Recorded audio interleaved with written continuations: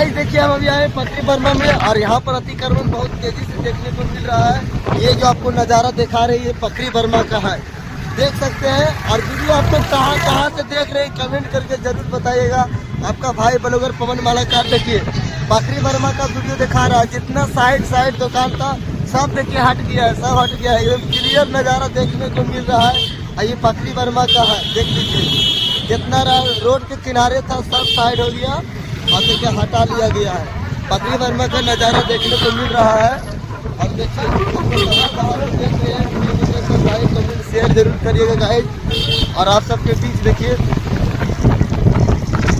Pakri Burma का live video है। नज़ारा बेहद खूबसूरती देखने को मिल रहा है। यहाँ पर देखिए टोटल दुकान जितना करके तो सब साइड कर दिया गया है। नज़ारा देखिए पकरी बर्मा का है, देखिए सब साइड हो गया। और यहाँ पर अतिक्रमण पूरा तेजी से देखने को मिल रहा है। देखिए रोड के किनारे सब साइड हो गया, सब साइड लगा लिया गया है। देख लीजिए गाइस, आप लोग को कहाँ के वीडियो चाहिए सब कमेंट करिए, सब मिलेगा। अभी सिकंदरा बाकी है, नवादा बाकी है। ये देखिए अतिक्रमण